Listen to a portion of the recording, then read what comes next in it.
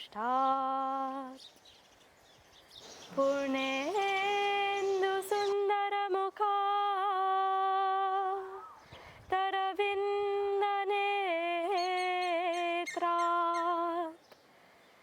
कृष्णात् परं किमपि त्वमहं न जाने। मूकं करोति वाचालं पङ्गुं लङ्घयते गिरिं यत्कृपा तमहं वन्दे परमानन्दमाधवम्।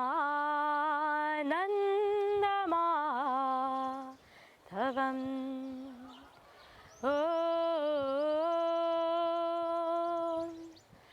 सर्वे भवन्तु सुखिनः सर्वे सन्तु निरामयाः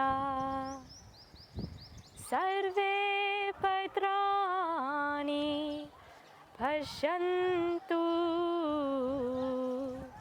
मा कश्चित् दुःखभाग् भवेत्। ॐ असतो मा सद्गमय तमसो मा ज्योतिर्गमय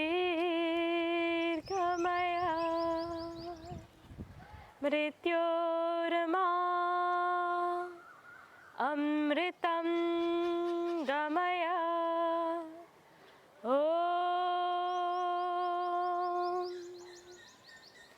पूर्णमद पूर्णमिदं पूर्णात् पूर्णमुदच्यते पूर्णस्य पूर्णमादाय पूर्णमेवावशिष्यते। ॐ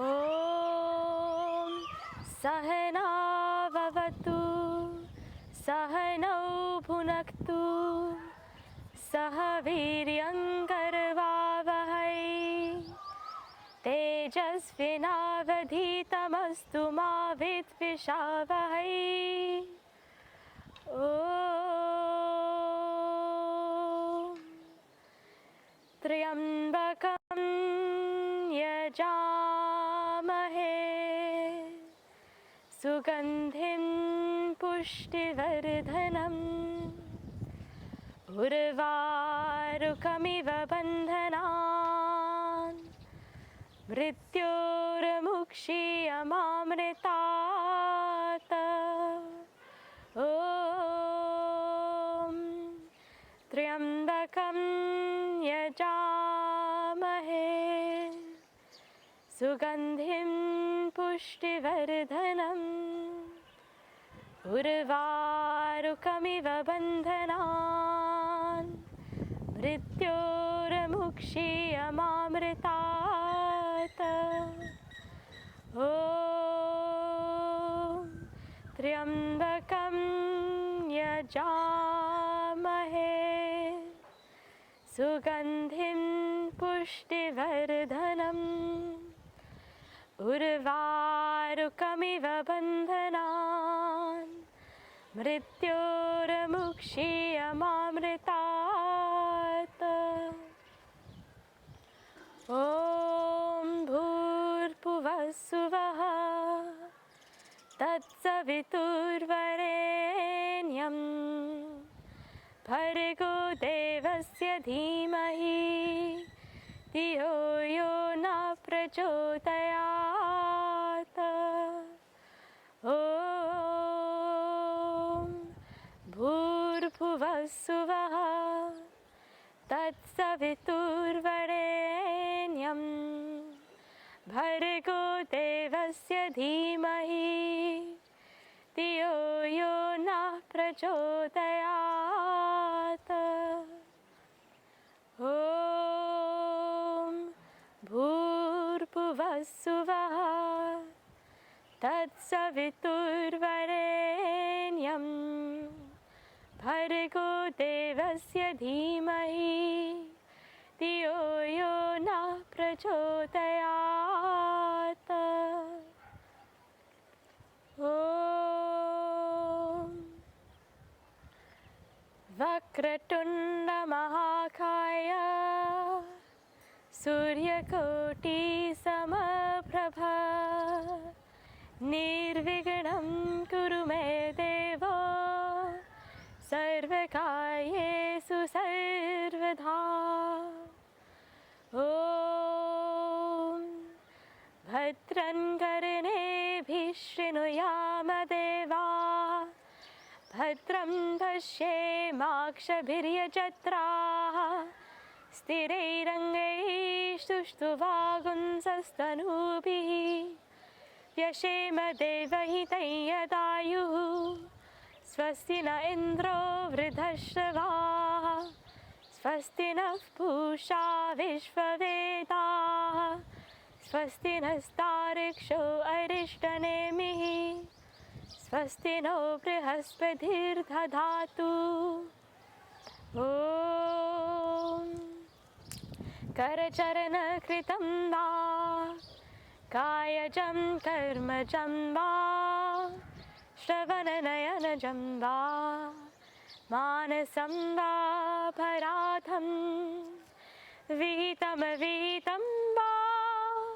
सर्वमेतत् क्षमस्वं जय जय करुणाब्धे श्रीमहादेव शम्भो श्रीमहादेव शम्भो श्रीमहादेव शम्भो ॐ शान्ति शान्ति शान्तिः हरिः ॐ श्रीगुरुभ्यो नमः हरिः ॐ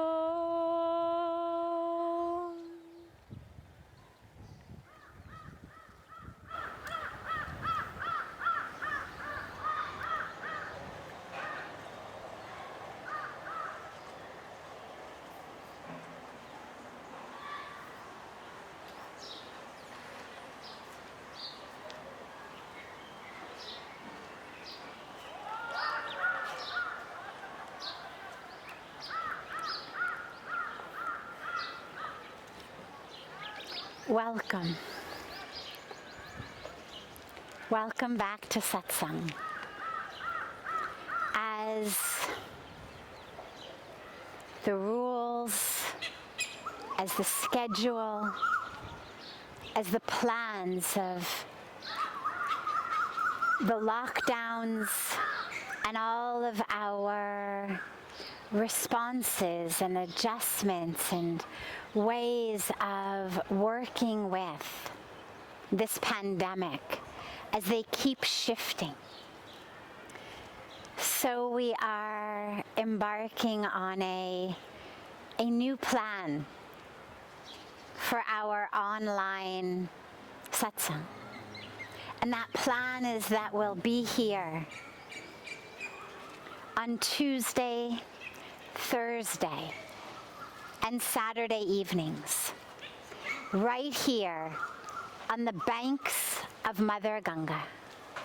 Well, not exactly on the banks, because the banks themselves are beyond our gate, but here on this beautiful rooftop overlooking the banks of Mother Ganga, so that as you join us from your homes, your apartments, your rooms, wherever you are in the world, that you can also have this beautiful divine darshan of Mother Ganga and really feel that you are here with us. in your heart, in your spirit, and even in your mind, as your eyes behold the flowing waters of Mother Ganga, as surely your ears are able to pick up some of the sound of the flowing waters. So we've shifted our satsang location to be here, to give everyone this beautiful darshan of Mother Ganga at this time. Beginning, as we always do, with a question that's come in advance, and then, of course, opening it to you for whatever questions are in your mind, in your heart at this time. But we start with just one that's come in advance.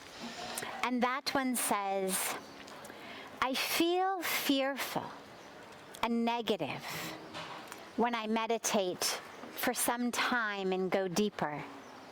What do I do about the negative, fearful thoughts that I have when I go deeper in meditation?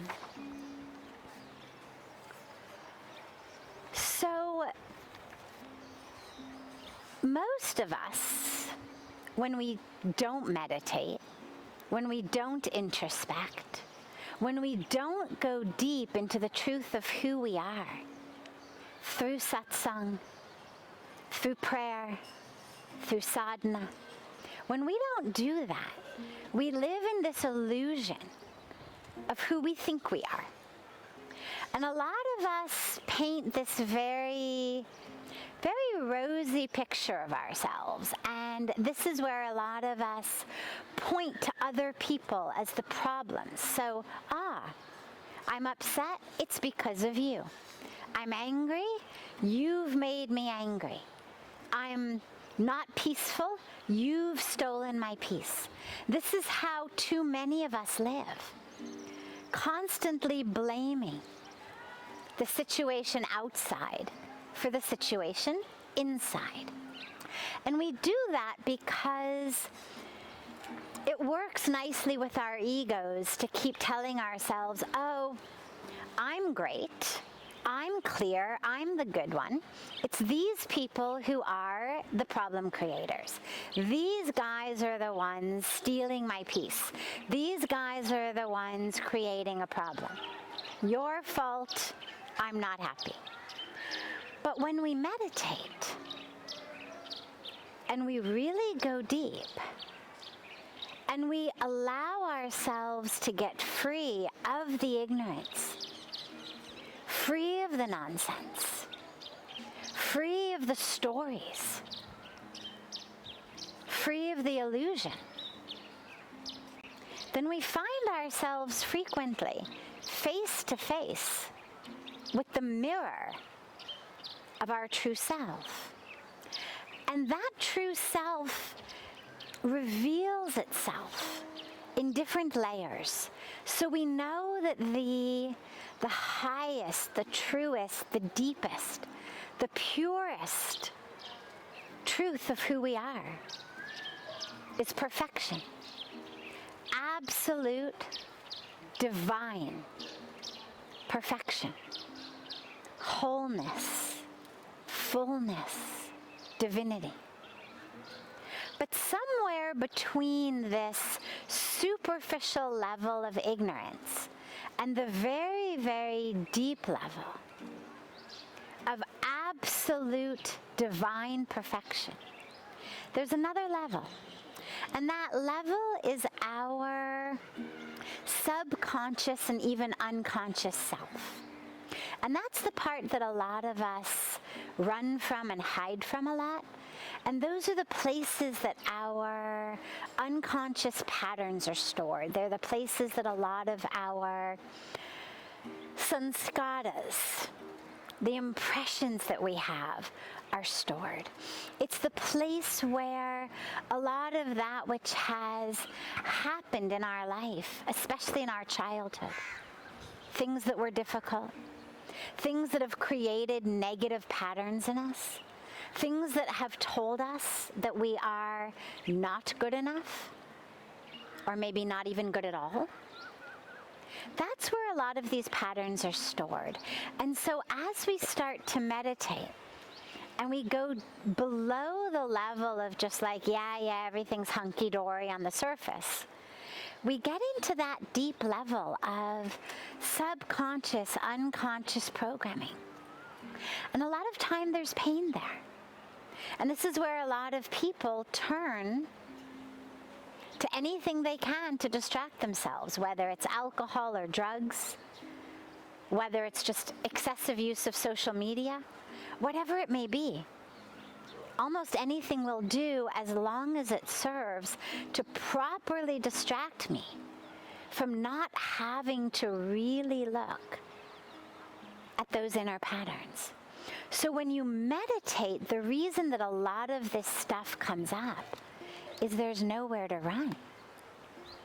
No alcohol, no drugs, no Facebook, no distractions. Just you. And so if it comes up, don't worry, sit with it. Because that's still a superficial level. It's deeper than your very superficial level false identity. But it's still much, much more shallow than the deepest, truest level of the perfection of who you are. And so sit with that. See it for what it is, as just a pattern. Just something that came into your subconscious at a certain time of your life, given to you by parents, family members, community members, something in society, whatever it may be. But it isn't the truth of who you are. And so just look at it, acknowledge it, thank it for showing up to the party. But don't allow it to become another layer of falseness in your identity. When you meditate, you just notice these, but you don't hook yourself into them. So, fearful thought has come, negative thought has come. Okay, I just notice it. I just see it. And then I bring the awareness back to my breath, back to my mantra, back to that space of pure consciousness and awareness. Don't allow yourself to get lost in the story of why you're negative or why you're fearful. It's just another layer of story. Just bring the awareness, bring it back to the perfection of the present moment.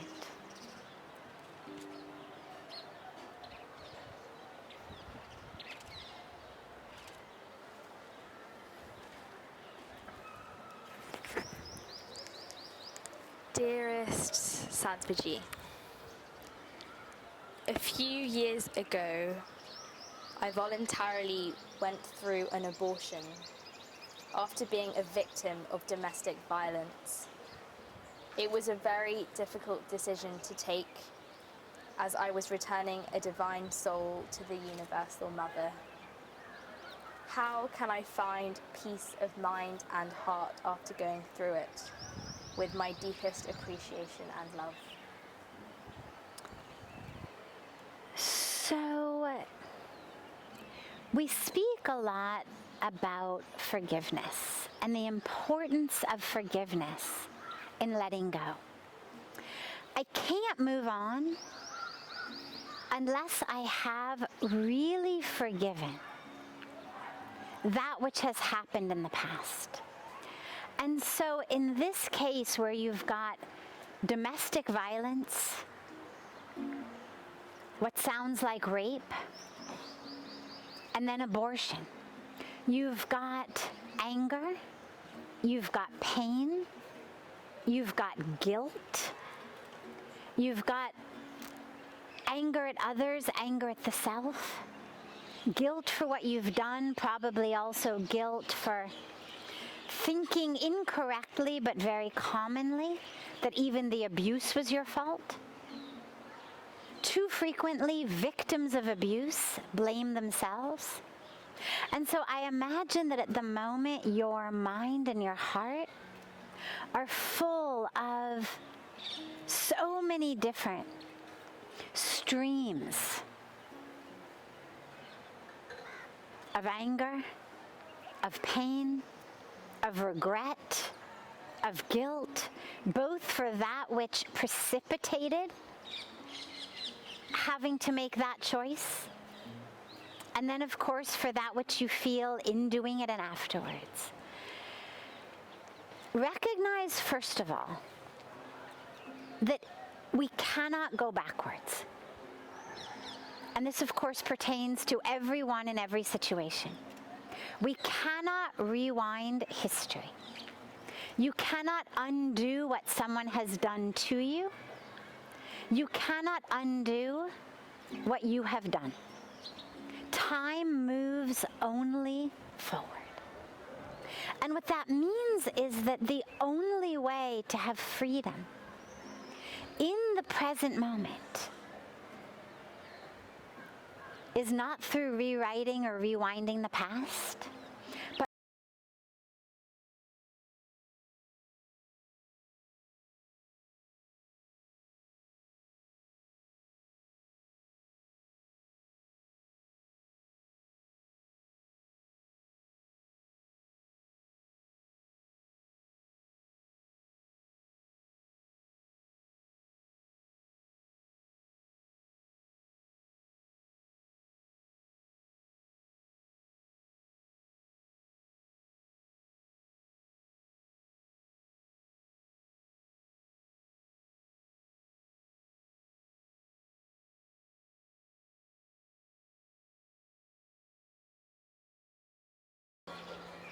and joy and love is right here in this moment.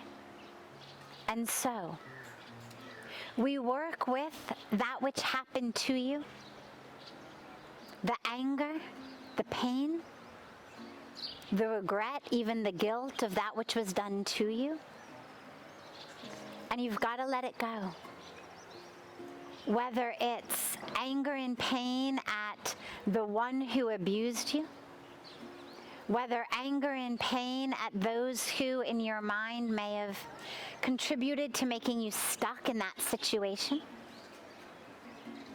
anger or pain at yourself for making what in hindsight's 2020 we know was perhaps not a wonderful decision to be in that marriage or in that home situation.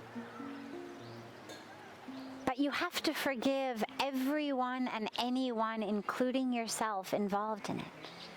And to realize that those who hurt you were hurting you because that's what they have inside them.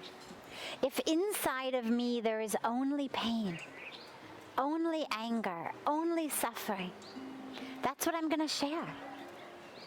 If I'm sick and I've eaten something bad, I've got food poisoning, get too close, I'm going to vomit all over you. Not because you've done something wrong, not because you deserve to be vomited all over, but because I've eaten something bad. There is sickness in me, disease in me from the bacteria of what I've eaten. You happen to be in the wrong place at the wrong time, you get vomited on. And when we find ourselves the subject of, the recipient of people's abuse, physical, emotional, we have found ourselves in a situation where their internal disease, that dis-ease of who they are, is literally vomiting out on top of us. Now, we forgive them. We understand that they are literally dis-eased. in their anger, in their pain, in their confusion. But we also realize, I'm not going to keep standing here. You recognize when I stand in front of that person after they eat at that restaurant where they're always sick, I get vomited on. So in our compassion for ourselves, in our love for ourselves, we stop allowing ourselves to be the one receiving the literal or metaphoric vomit of their disease.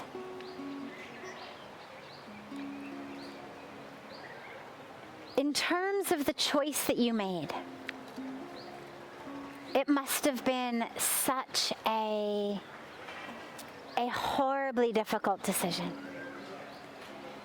It's a lose-lose situation. And you made the very best choice that you could make in that moment, in that situation, with what you had in your toolbox at that moment. Your emotional toolbox, your spiritual toolbox, your logistic and resource toolbox, your psychological toolbox. You did the best that you could in that moment. And yeah, it's difficult. And I can imagine the sadness and the pain and the regret that you feel. But you can't rewind it. You can't undo it. But now what you can do in that forgiveness of the self, the compassion to the self for what you were going through and the difficult situation you were in, is to commit yourself to sharing love, sharing compassion, sharing what you've learned through this difficult situation with other young women who are struggling in the same boat you were in, who are maybe struggling with domestic abuse, who are struggling with unwanted pregnancies. How can you help them make the right decision, and one that will lead to the least amount of pain, of suffering, one that will bring about the most alignment of life, of purpose, of dharma, of compassion, both for the child and the mother? And that's something that you've worked through. And in that pain, in that guilt, see whether you can take the lessons that you've learned, the strength that you have found, and reach out to young women who I am sure could really benefit from what you have found. And commit yourself to love, to compassion, to care for as much of God's living beings as you possibly can. Because we can't rewind what happened to you, the choices that others made, the choices that you made. All we can do is move forward. And so we move forward with connection, with compassion, with love, with forgiveness, and with commitment. Commitment to love, to compassion, to dharma, to service. And that's for yourself and for all of those with whom you can share that.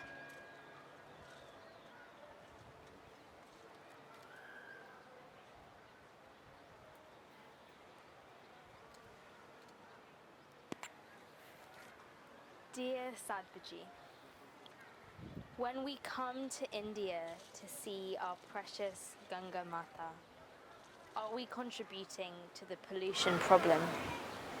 I am from South Africa and feel as though coming contributes to pollution, especially after reading about her waters clearing up since the lockdown.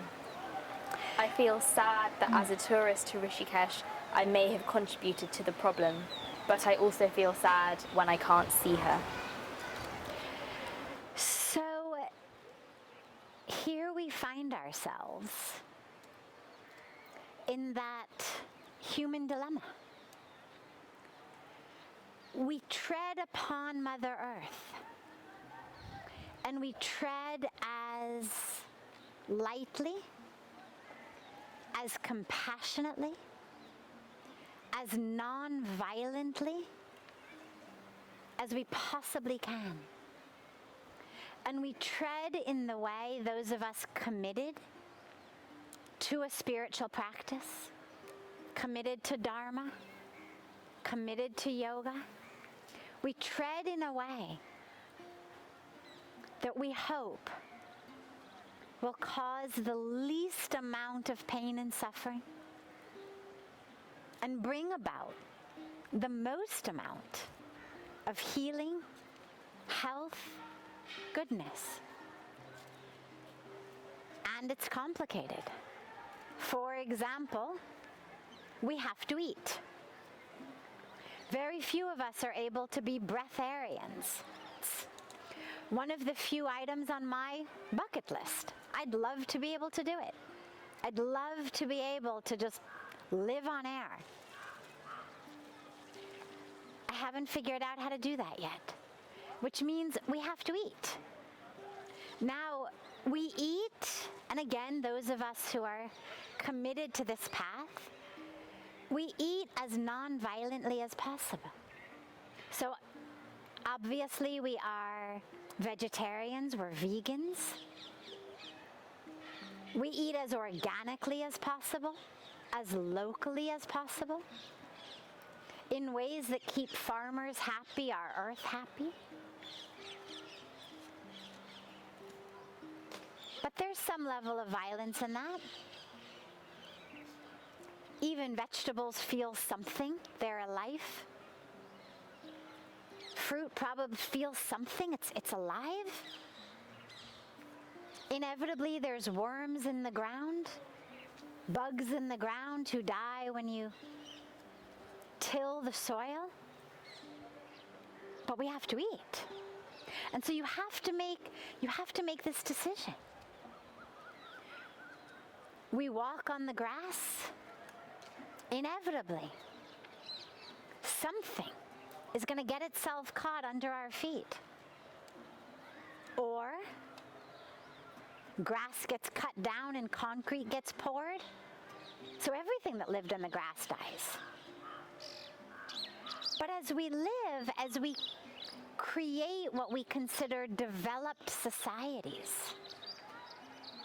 there's a price we pay. But it's a constant balance, because I do not believe that actually our highest dharma is just to absolutely sit still and never move, never tread onto grass, never get in a moving vehicle. I mean, yes, right now in the middle of the corona pandemic, that is our highest dharma, for sure. But at the rest of the time, I don't think that God has created us with the purpose that we should just absolutely not budge anywhere, lest a worm, a creature, should find itself under our foot. But it's a balance. And as the person who asked this question, we travel. Coming to have Mother Ganga's darshan, does that contribute to pollution? Well, unless you personally throw your trash in her, or unless you are staying somewhere where the waste isn't treated and goes into Ganga, unless you do those things, then no, your personal visit isn't polluting her. On a bigger level, yeah, it is. Because the airplane that you take to fly from South Africa to India, the airplane that you take from Delhi to here, the car that you take from the airport to Rishikesh, they all contribute to climate change, contribute to the depletion of our ozone layer, contribute on some level to air pollution. And it's a balance. Because maybe when you come, in the experience that you have here on the banks of Mother Ganga, you are so touched and so transformed that your life becomes a blessing to so many. And sitting here on Mother Ganga's banks, you find that inner connection to the divine powerhouse, to your dharma, to your purpose. And then you live that, touching and healing countless people. Is it worth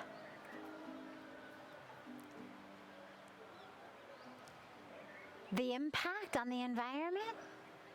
Well, I would say yes. We don't have some objective equation into which you can input number of miles you traveled, then subtract from it the amount of good you're doing in the world as though somehow that were measurable,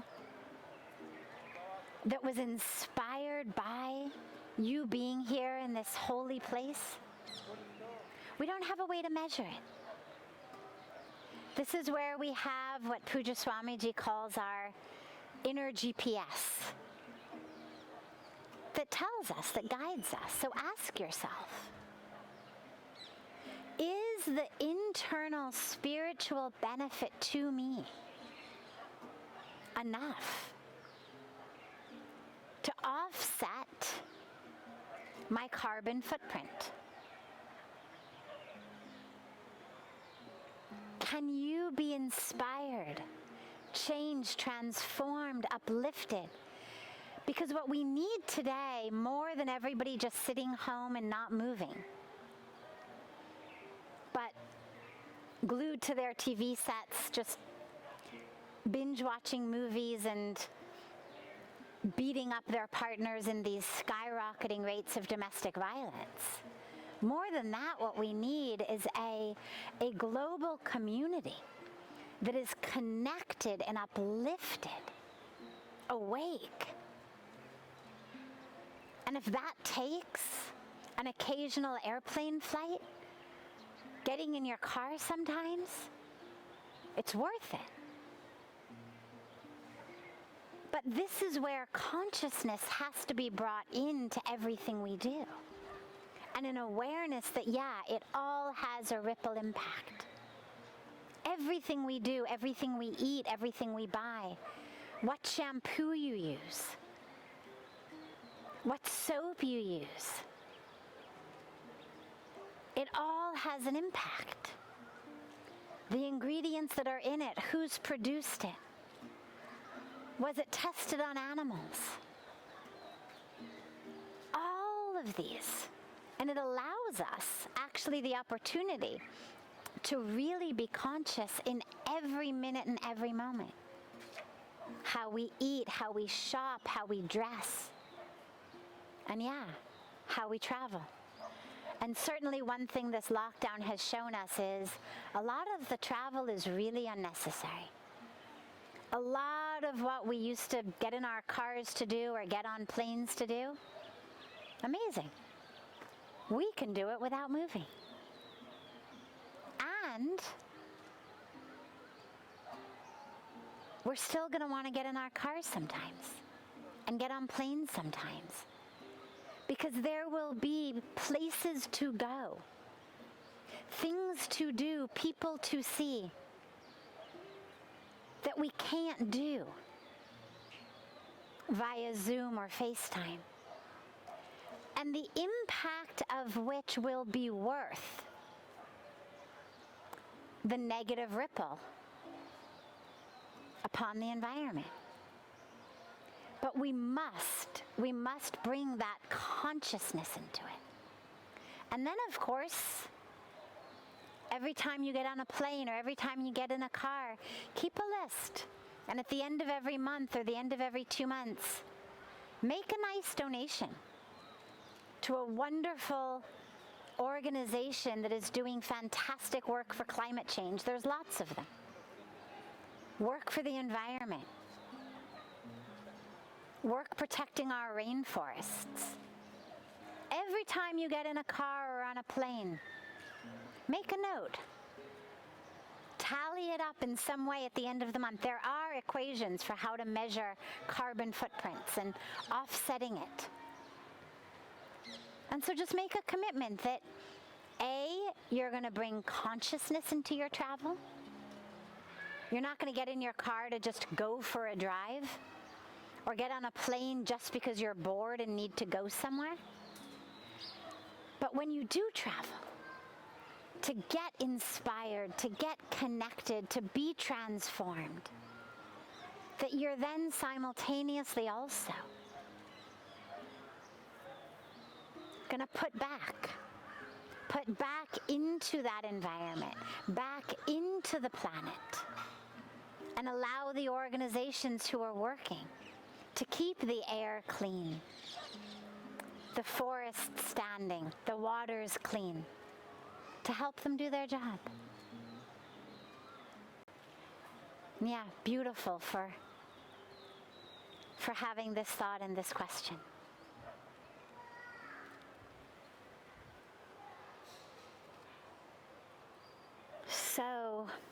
So much love to all of you from your home here on the banks of Mother Ganga.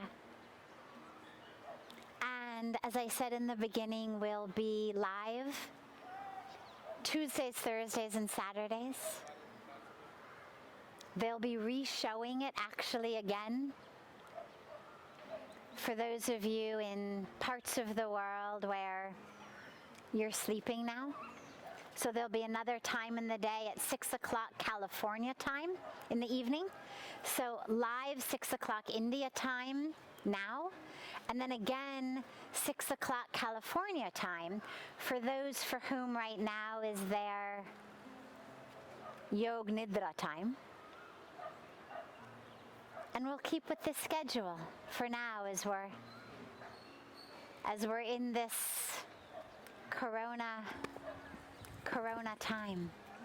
And keep evolving, keep shifting, keep adapting, keep responding with the best way that we can to be with you and support you in this challenging time.